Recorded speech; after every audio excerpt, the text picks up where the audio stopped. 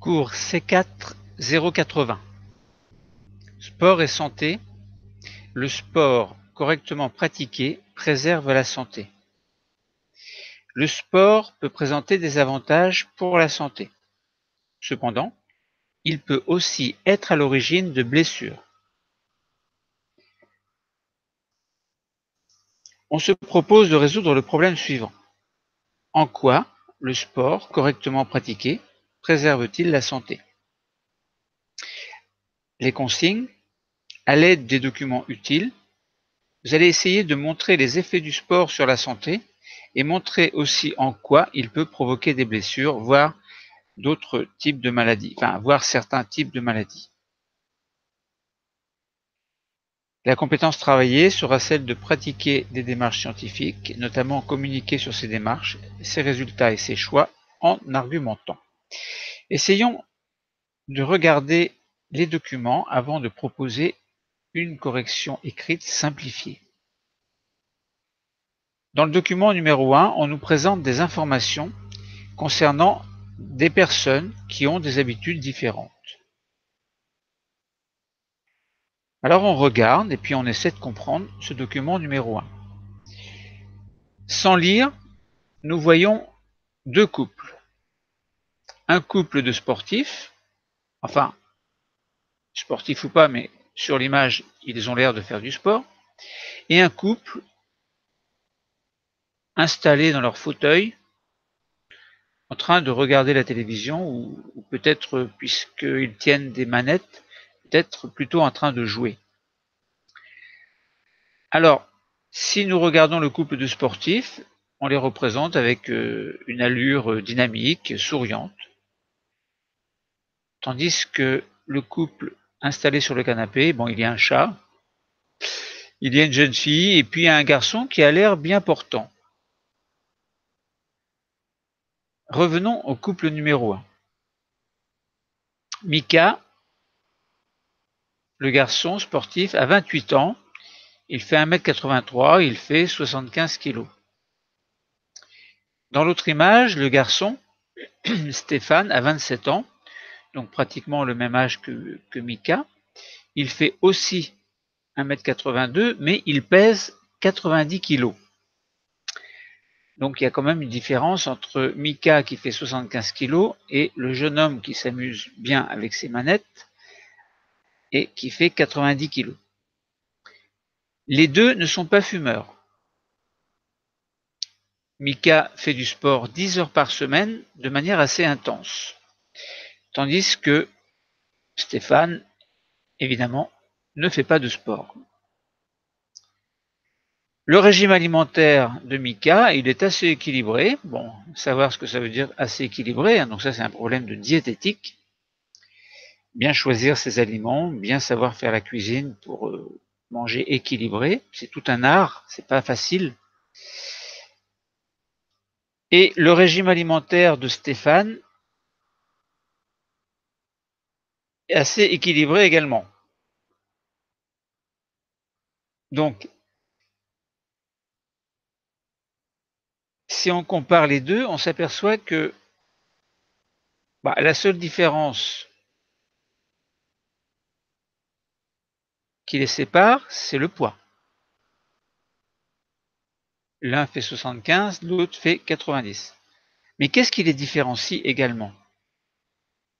Tous les critères sont identiques. Le régime est équilibré pour l'un et pour l'autre, et pourtant ils n'ont pas le même poids. Donc qu'est-ce qui fait la différence? Eh bien, c'est le fait que Mika fait du sport 10 heures par semaine de manière intense. Donc même dans le cas de repas équilibrés, même si les deux garçons, si le garçon qui fait 90 kg mange bien, eh bien, ça veut dire quoi en fait? Eh bien, ça veut dire que le fait qu'il mange équilibré, alors c'est un peu bizarre de dire qu'il mange équilibré alors qu'il est quand même assez gros. Bon, est-ce qu'il mange équilibré? Je doute. Mais en tout cas, ce qu'ils mangent tous les deux, alors pour l'un c'est dépensé au niveau du sport et pour l'autre c'est pas dépensé au niveau du sport. Donc l'alimentation s'accumule. Donc quand on dit que Stéphane a un régime équilibré, j'aurais plutôt tendance à dire, par rapport au document évidemment, j'aurais plutôt tendance à dire que son régime n'est pas équilibré puisqu'il grossit et que de ce fait-là, il risque, et c'est précisé dans le document, il risque des maladies cardiovasculaires, le risque est réel en fait. Alors peut-être pas lorsqu'il est très jeune, mais à mesure que le temps passe, s'il continue à avoir ce genre de comportement, eh bien il est presque, alors pas presque certain, mais il est probable que les maladies cardiovasculaires surviennent, qu'une maladie cardiovasculaire, enfin en tout cas le risque de maladie cardiovasculaire, enfin le risque est réel, mais plutôt avoir le problème cardiovasculaire, c'est autre chose. Mais en tout cas, le risque est là. Pourquoi? Nous en parlerons un petit peu plus tard, tout à l'heure. Quant à Mika, bon, voilà, il fait du sport intense, son risque de maladie cardiovasculaire est faible. Donc là, d'après ce que l'on affirme dans le document, bien, pour empêcher les problèmes cardiovasculaires, cardio ça vient de cardiaque, et vasculaire ce sont les vaisseaux sanguins, c'est-à-dire les artères et les veines. Donc pour qu'il n'y ait pas de problème au niveau du cœur et au niveau des vaisseaux sanguins, il vaut mieux faire du sport, même si on a un régime équilibré. Alors maintenant on pourrait dire, je vais pas faire de sport, j'aime pas le sport, je vais pas faire de sport, et je vais manger moins. Comme ça, parce que c'est vrai que le garçon Stéphane peut très bien dire, j'aime pas le sport. Donc on lui dit, tu as un régime équilibré, mais tu grossis. Eh bien, lui peut très bien dire, je vais plus avoir de régime équilibré, enfin, soi-disant de régime équilibré, ou plutôt, mon régime, je vais considérer qu'il n'est pas équilibré, et je vais manger moins. Voilà. Bon, à réfléchir. Hein. Les deux filles maintenant. Alors, on s'aperçoit que les deux filles sont, enfin, dans le document numéro 1, sur les photos, en tout cas, elles sont relativement minces. Alors, essayons de comprendre, de voir. Sophie, elle fait du sport avec Mika. Elle a 32 ans. Julie a 33 ans. Elle ne fait pas de sport. Enfin, si, on va voir qu'elle fait un petit peu de sport. Donc, Sophie a 32 ans. Elle fait 1m72, 62 kg.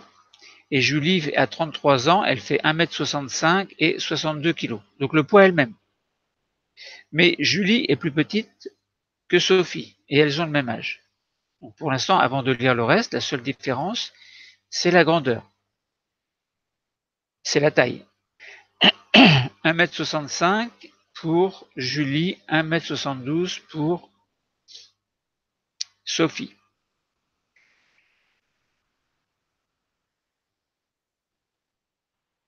Elles ne sont pas fumeuses toutes les deux.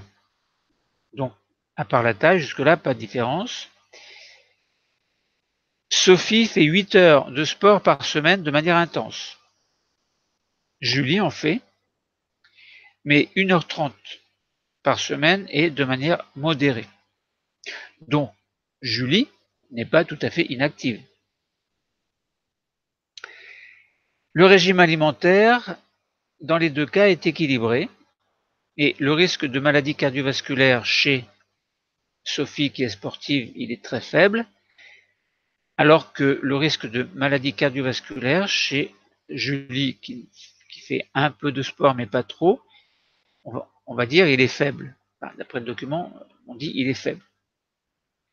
Donc là, si on compare un peu les deux jeunes filles, la taille, peu importe la taille, elles font 62 kg toutes les deux.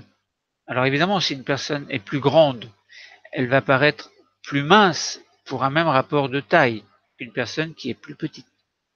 Quoique ça dépend, parce que quelquefois les gens sont, on dit tassés, musclés, tassés, bon, tout ça c'est à réfléchir un petit peu. Mais en tout cas, bon, là ce qu'on essaie de voir, c'est que dans les deux cas, entre les sportifs et les non ou moins sportifs, eh bien, le risque de maladie cardiovasculaire existe. Chez les sédentaires, elle n'existe pas, ou peut-être très peu en tout cas, chez les sportifs. Alors, il existe un logiciel qui permet d'estimer approximativement le risque de maladie cardiovasculaire d'un individu. Bon, on n'en parlera pas de ce logiciel parce qu'on ne va pas l'utiliser. Là, on met juste l'accent dans ce document 1 sur le fait que il est bon d'avoir un repas équilibré, mais surtout si on a un repas équilibré, cela ne suffit pas. Il faut aussi pratiquer une activité sportive. Voilà. Donc régime équilibré, c'est bien, mais si la personne grossit et continue à grossir, il arrivera un moment où de toute façon, il y aura une certaine obésité. Si la façon de vivre du garçon qui est sédentaire se poursuit. Alors tout à l'heure, on a dit risque de maladies cardiovasculaires, on a parlé du cœur, on a parlé des vaisseaux sanguins, donc artères et veines. Essayons de comprendre en quoi les artères, notamment, peuvent poser des problèmes qui font partie en fait des problèmes cardiovasculaires. Parce que l'artère est un vaisseau, donc il fait partie du système cardiovasculaire. Vasculaire, ça veut dire vaisseau, vaisseau sanguin. Alors, je lis le texte. Les maladies cardiovasculaires sont responsables d'environ 150 000 décès par an en France. Elles sont la deuxième cause de mortalité chez l'homme et la première chez la femme. Elles concernent le cœur et les vaisseaux sanguins. L'une de ces maladies est l'infarctus du myocarde ou crise cardiaque. Alors myocarde signifie cœur, myo signifie muscle et carde signifie cœur. Donc c'est myocarde, c'est le muscle cardiaque. Autrement dit, c'est le cœur. Alors attention, quand on dit infarctus, c'est bien infarctus, c'est pas infractus. Parce qu'il y a des élèves qui disent, ou même des personnes qui pensent, qui disent infractus. Quand on dit infractus, c'est parce qu'on ne connaît pas les choses. C'est infarctus. Lors d'un infarctus, que se passe-t-il? Eh bien, une partie du muscle cardiaque va mourir soudainement parce qu'il n'y a pas assez d'oxygénation. Cela se produit quand il existe une anomalie que l'on appelle une plaque d'athérome qui va réduire. Alors, c'est quoi l'athérome? On va préciser un petit peu après. L'athérome, donc on nous donne une définition de l'athérome, c'est l'accumulation de lipides dans la paroi des artères. Accumulation de lipides dans la paroi des artères. Donc ça veut dire que, alors on verra ce que ça veut dire après, là on a une coupe d'artère saine et on a une coupe d'artère avec une plaque d'athérome. Plaque d'athérome, et donc on monte avec une flèche et on voit très très bien que le diamètre de l'artère est réduit, très réduit, là où il y a une plaque d'athérome, c'est-à-dire une couche de lipides en fait qui s'est déposée. Donc si on réfléchit un petit peu, on se dit bah là où il n'y a pas de plaque d'athérome, le sang circule bien à son maximum, et là où il y a une plaque d'athérome, le sang circule tant que l'artère n'est pas tout à fait bouchée, mais il circule moins bien que s'il n'y avait pas de plaque. Maintenant, on imagine très bien que si la personne continue à avoir un régime alimentaire riche en graisse, mal équilibré, entre guillemets, eh bien, ça veut dire que cette plaque d'athérome va s'agrandir et donc, en conséquence, le diamètre de l'artère va diminuer de plus en plus. Tout à l'heure, on a parlé d'infarctus du myocarde. Eh bien, tous les muscles du corps ont besoin d'être alimentés en dioxygène et en glucose, par exemple. Bon, il n'y a pas que le glucose, il y a l'ensemble des nutriments. Et le cœur est lui aussi un muscle. Donc, il a besoin, lui aussi, d'être alimenté, donc enrichi en dioxygène et en glucose, entre autres. Et il existe des artères qui vont alimenter justement ce cœur. Donc ces artères s'appellent des artères coronaires. Alors ces artères coronaires vont, on dit, irriguer, c'est-à-dire amener du sang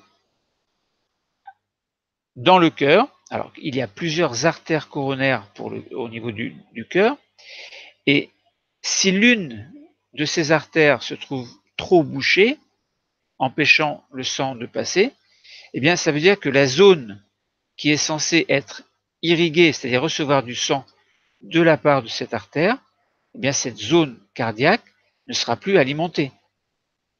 Donc, il arrive un moment, le sang passe, puis il arrive un moment, il ne passe plus. Et c'est lorsqu'il ne passe plus que survient ce que l'on appelle la crise cardiaque.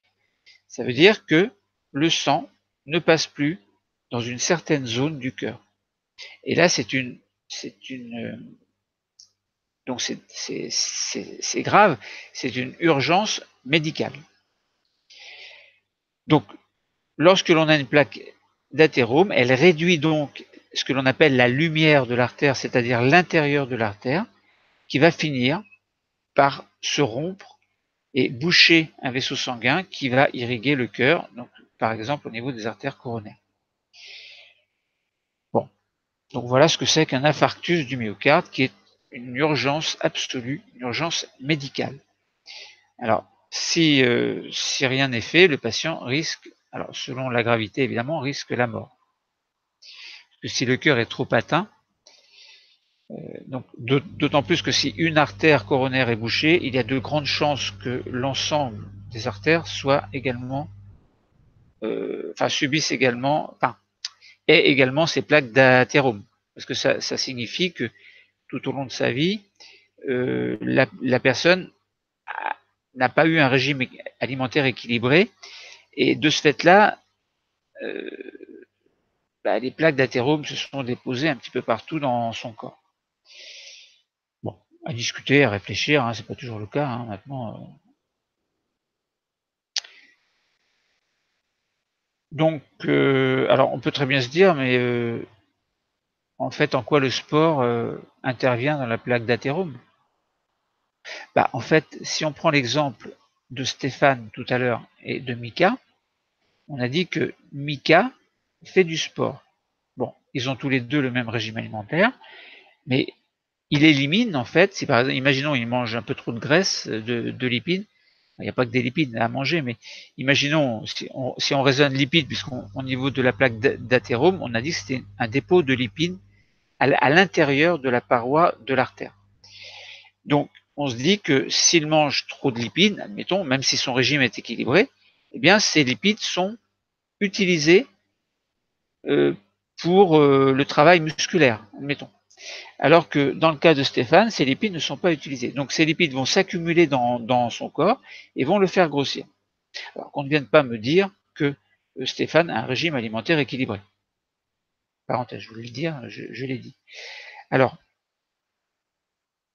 donc, en quoi le sport intervient? Eh bien, le sport intervient en empêchant simplement, dans le cas où il y a trop de lipides dans le corps, eh bien, empêche les dépôts. Parce que les lipides sont une source de nutriments également qui peuvent être utilisés également lorsque l'on fait un effort. Ça, nous en parlerons plus tard. Bon. Donc voilà. Alors ensuite, on nous présente dans le document numéro 3 l'évolution de la survie de 2 groupes de femmes chez lesquelles un cancer du sein a été diagnostiqué. Alors on peut se dire, mais c'est quoi le rapport avec le sport? C'est quoi le rapport avec l'alimentation? C'est quoi le rapport avec les artères coronaires? Ce que l'on a vu dans les documents 1, 2, 3. 1, 2 plutôt. Donc, je répète, le document numéro 3, on essaie de voir le pourcentage de survie d'une femme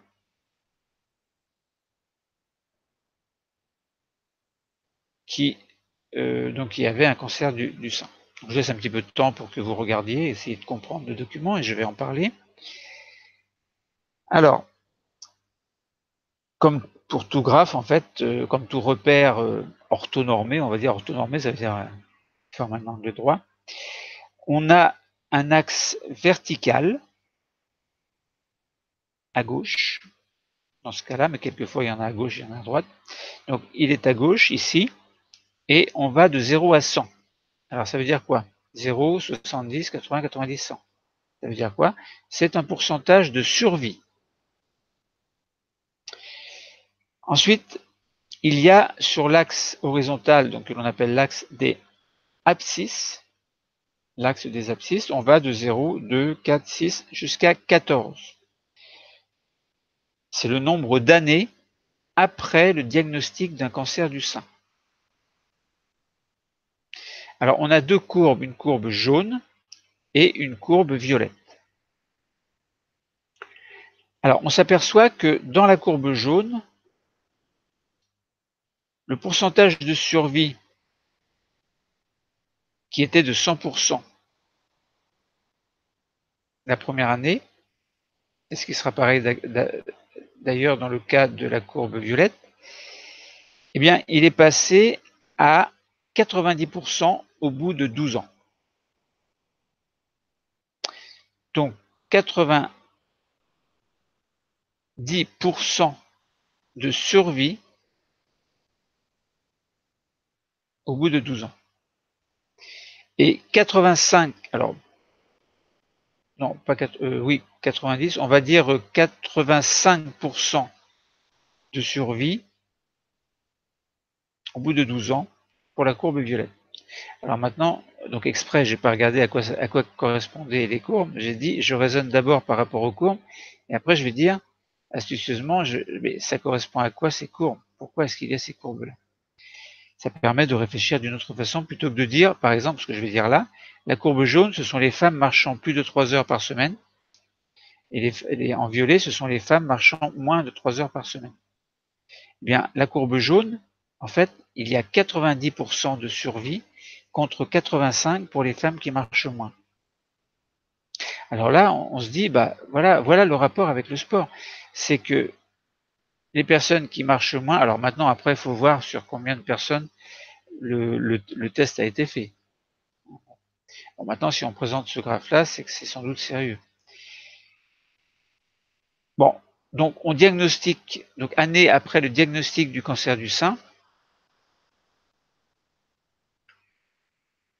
Alors là, on suppose, si on regarde bien le document, on se dit, mais quand est-ce qu'a eu lieu le diagnostic du cancer du sein? Parce que c'est pas écrit.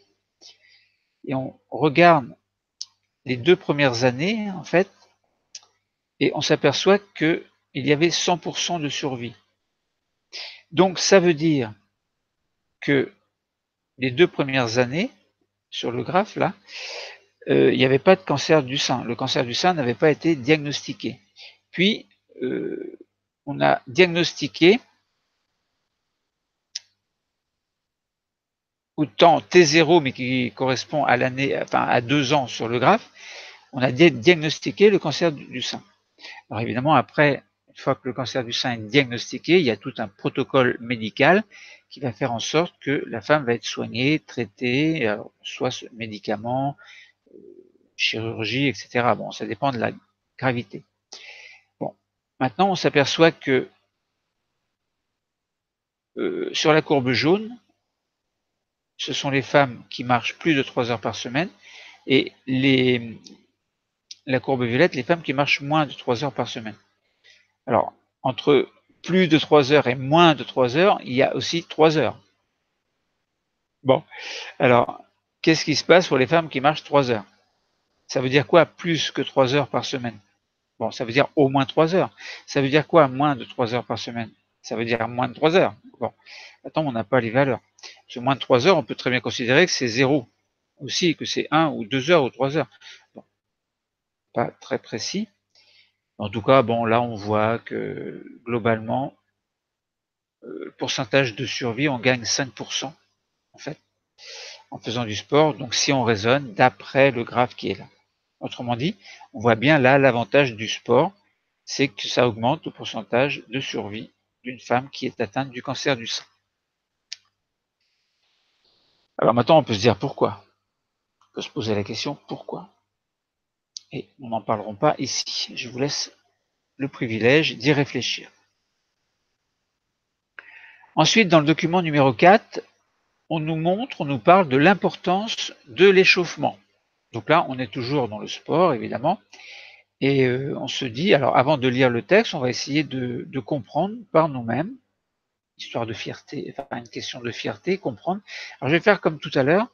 Je vais d'abord essayer de comprendre les courbes et puis ensuite essayer de déduire ça correspond à quoi.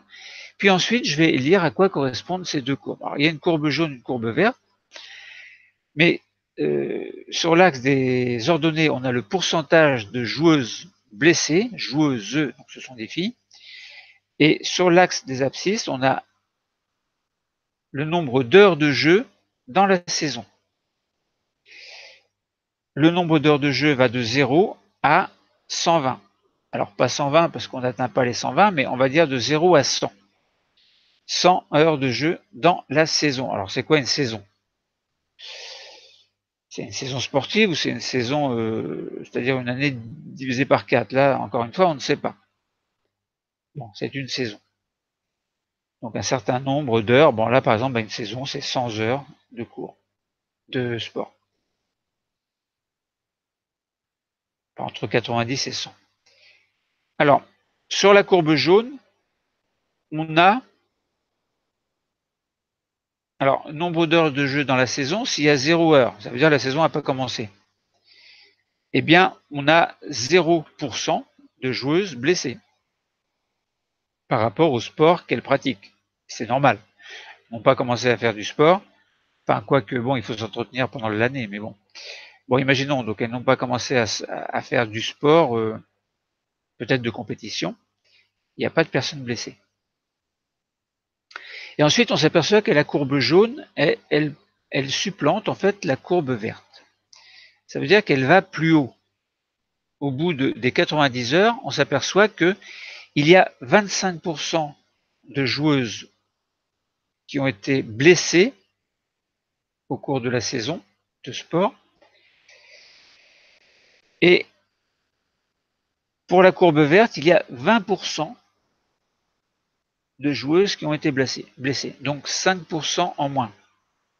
Alors là, comme tout à l'heure, eh bien, je déduis que là où il y a 20% de femmes blessées, seulement ce sont les joueuses qui s'échauffaient régulièrement.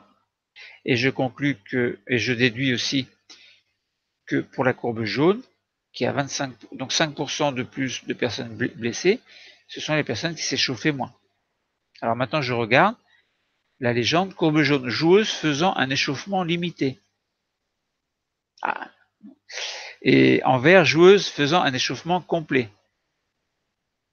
Voilà, donc ça veut dire les joueuses, alors correspondant au jaune, faisaient quand même un échauffement, mais il était limité.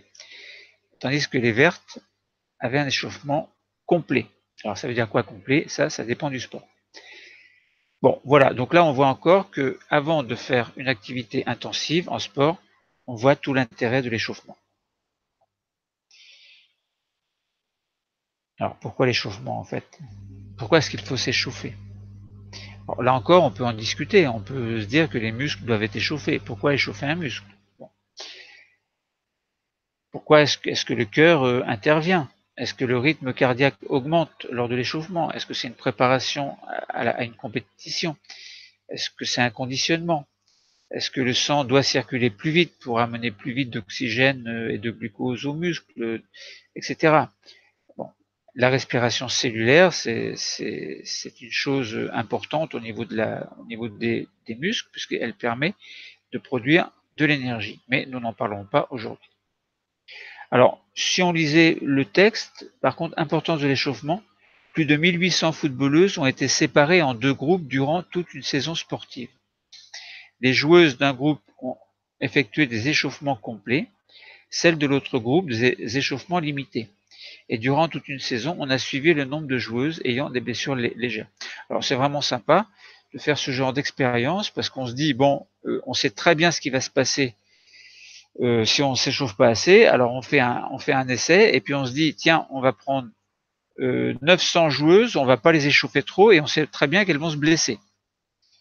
Je trouve ça, c'est très intelligent. Bon, bref. Alors ensuite, document numéro 5, bon, il y a une quantité industrielle de documents là. Document numéro 5, une mauvaise pratique sportive. Ah, ça veut dire quoi ça? Alors on voit déjà une photo où un homme fait du ski, enfin il en faisait parce qu'en fait il est tombé. Et il a ses skis, donc ils sont en l'air, et on a l'impression qu'il est en mauvaise position, en mauvaise posture. Alors, une chute, voilà, peut arriver lorsqu'on surestime ses capacités. Alors, est-ce que l'homme là a surestimé ses capacités? On n'en sait rien. En tout cas, il est tombé. C'est le cas de nombreuses personnes non sportives qui pratiquent le ski de façon intensive une seule semaine par an. Une mauvaise chute peut provoquer un étirement, voire une déchirure plus ou moins importante d'un ou de plusieurs ligaments du genou. C'est une entorse. Alors, c'est quoi un ligament? C'est un cordon, alors on dit cordon, bon, réunissant deux os au niveau d'une articulation. Voilà, donc là on nous présente un squelette avec le fémur, donc qui est un os, le tibia qui est un autre os aussi, et puis au milieu on a le genou, donc la rotule qui est un os, et des ligaments qui relient les os entre eux. Alors là on comprend bien que si le sport a été mal fait, si la personne a surestimé ses capacités, eh bien à un moment donné, les tendons, les ligaments plutôt, sont trop étirés et on peut avoir une rupture d'un ligament. Rupture ou simplement une élongation un peu trop importante, hein. Bon, on parle d'entorse. Entorse, ça fait très mal. Petite parenthèse, quelle est la différence entre ligament et tendon? Donc les ligaments relient les os entre eux et le tendon relie un muscle à un os. Donc c'est pareil, on pourrait très bien avoir une déchirure musculaire du fait qu'on sollicite trop, par exemple, un muscle. Donc on tire trop sur le tendon, ça peut créer ce que l'on appelle une tendinite, c'est-à-dire une inflammation du tendon. Bon, voilà, on pourrait discuter de tout ça pendant des heures. Ensuite, deuxième photo dans le document numéro 6, on voit une jeune fille qui fait du skateboard. Elle a un casque, elle a des protections aux mains, elle a des genouillères, c'est très bien. Bon, voilà.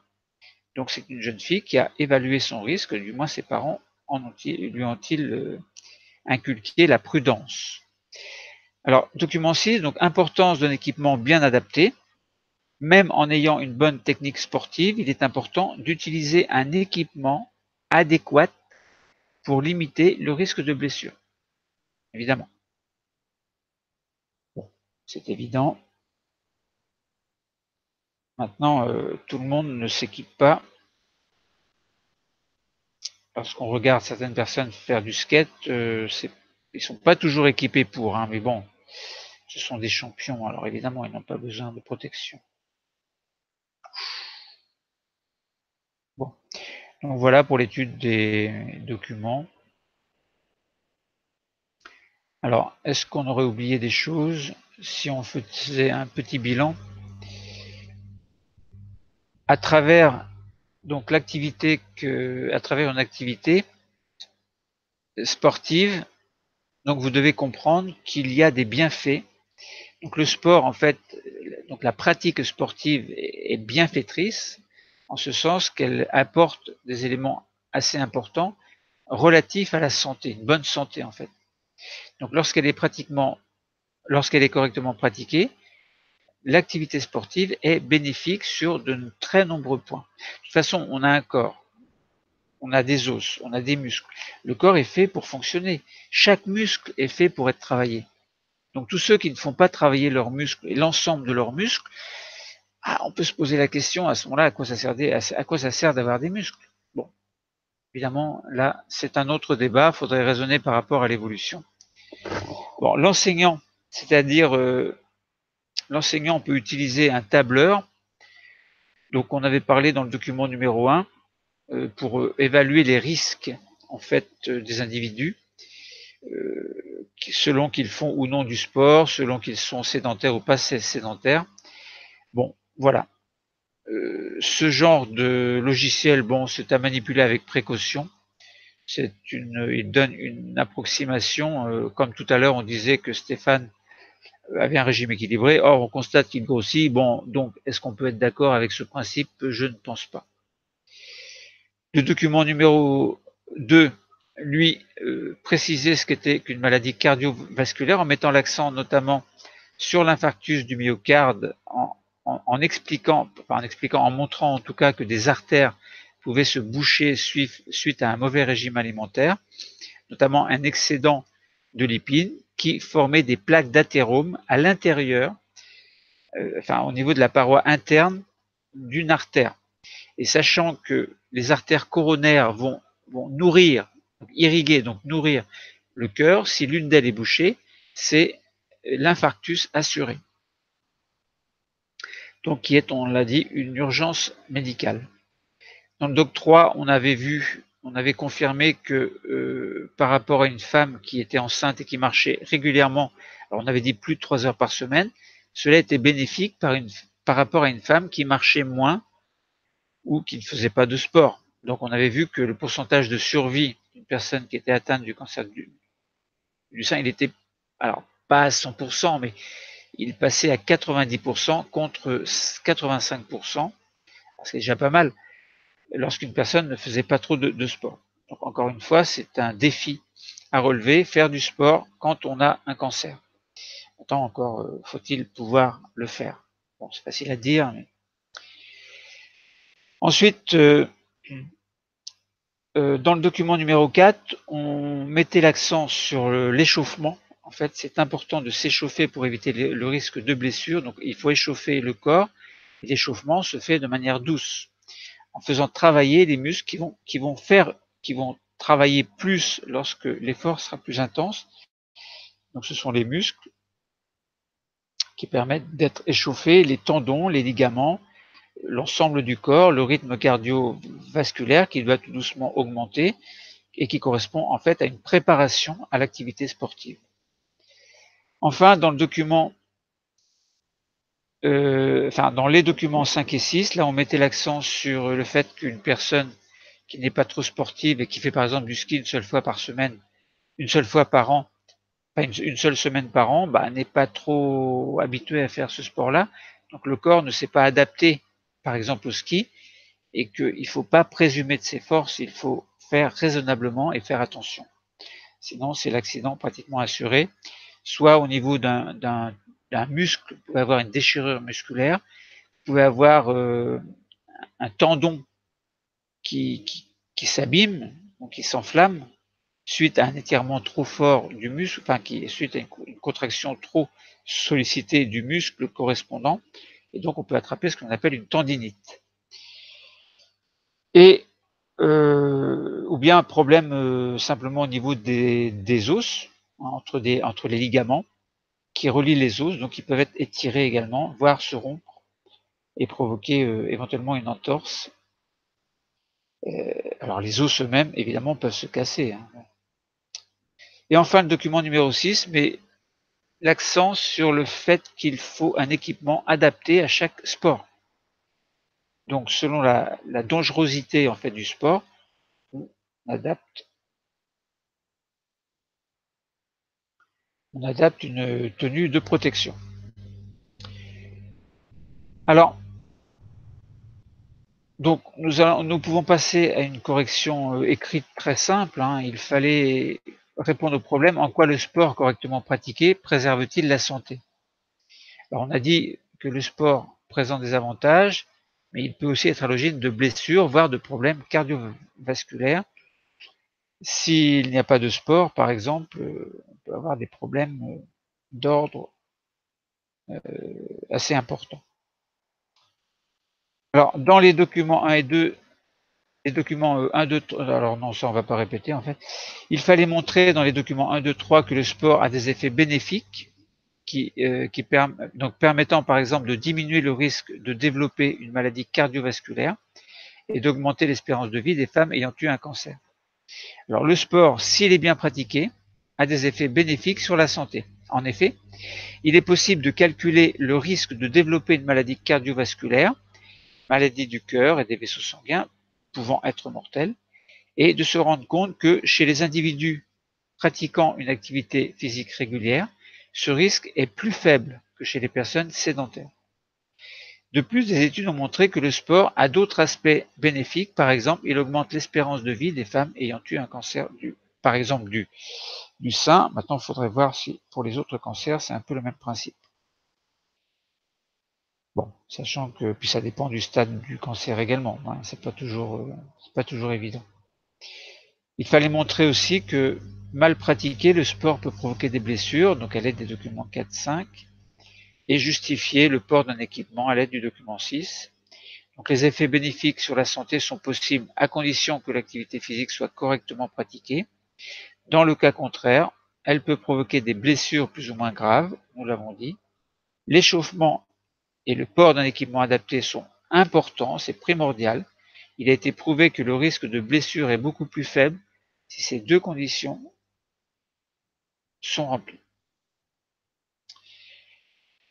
Voilà, nous avons fait le tour, nous avons répondu à la problématique et nous comprenons donc que le sport est un bienfait